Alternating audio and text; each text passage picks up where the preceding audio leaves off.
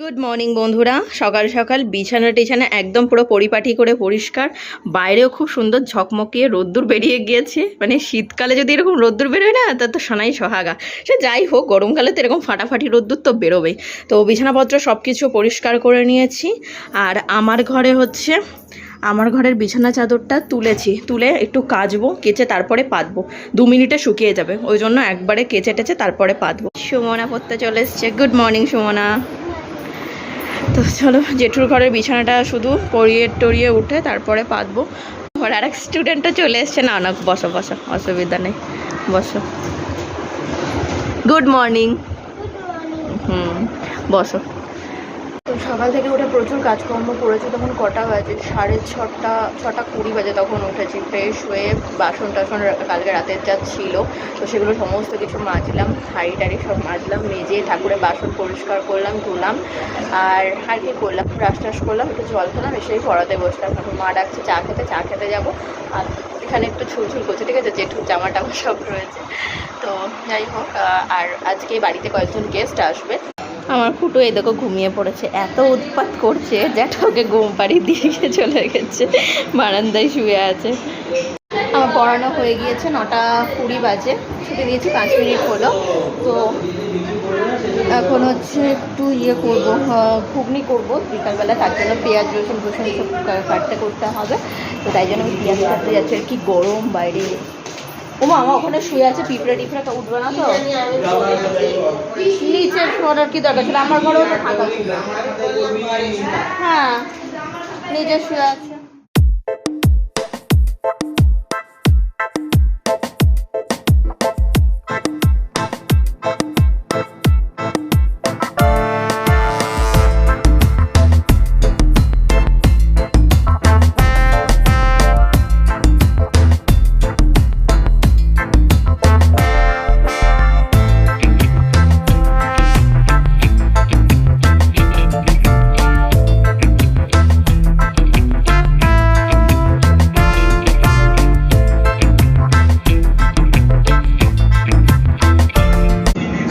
খাওয়া দাওয়া হয়ে গেছে, পান্তা ভাত ছিল, পান্তা ভাত খেলাম। আর এই যে রসুনের বাটি, রসুন নিয়ে বসেছি। এখন রসুন ছাড়াবো, চলো ফটফট করে রসুন ছাড়িয়ে নিই। 10:30 বেজে গেছে।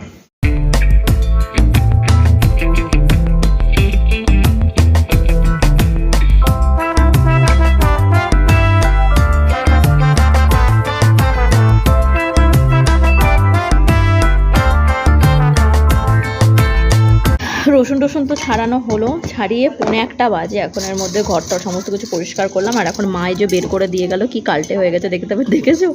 এগুলো হচ্ছে লক্ষ্মী ঠাকুরের গলার হার। তো এটা খুব কালো হয়ে গেছে, এটা পরিষ্কার করে নিই।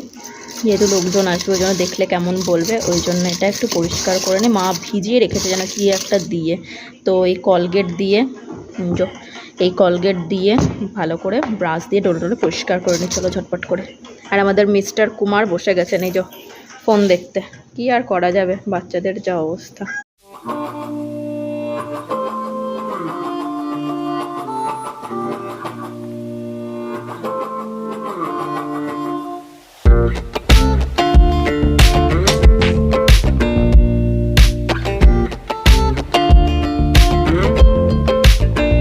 বাজতে গেল হচ্ছে 1:30। এখন মানে অবস্থা খুবই খারাপ, সব কাজকর্ম করলাম। তো এখন যাবো রান্নাঘরে ঘুগনি প্রিপেয়ার করতে। তো চলো বকবক না করে আগে ঘুগনিটা করে নিই, তারপরে খাবো, খেয়ে তারপরে একবারে স্নান করবো। নাহলে স্নান করে রান্নাঘরে ঢুকলে না বিভৎস কাণ্ড হয়ে যেত।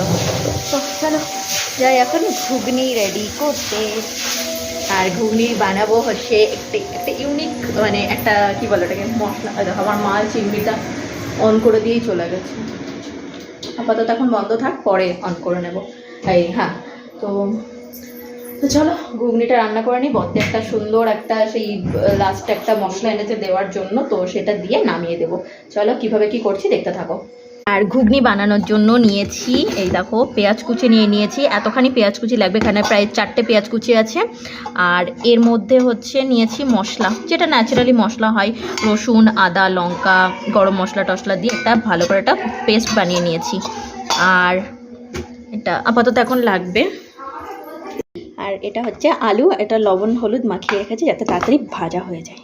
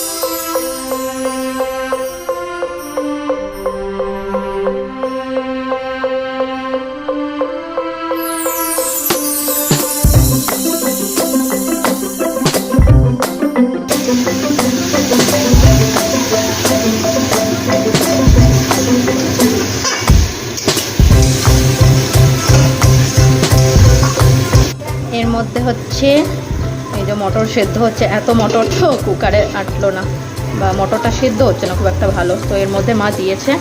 আর এদিকেও মশলা প্রায় কষে এসছে। ওই বারান থেকে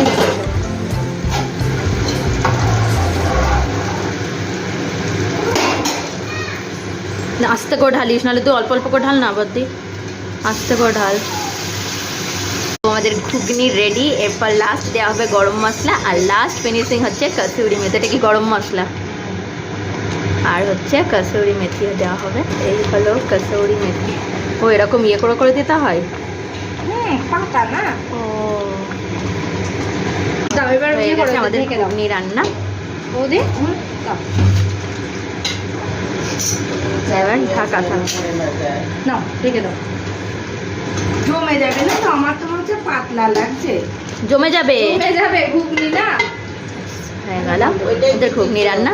আর ওটা হচ্ছে মাছের ডিমের বড়া। এখন বাজে হচ্ছে 6টা, আর আমি কেন রেডি হচ্ছি, কিসের জন্য রেডি হচ্ছি, নেক্সট ভিডিওতে তোমরা দেখতে পারবে যে আমি কেন রেডি হচ্ছি, কারা আছি, কিসের জন্য। তো চলো আজকের ভিডিওটা এখানে এন্ড করছি, দেখা হচ্ছে নেক্সট ভিডিওতে।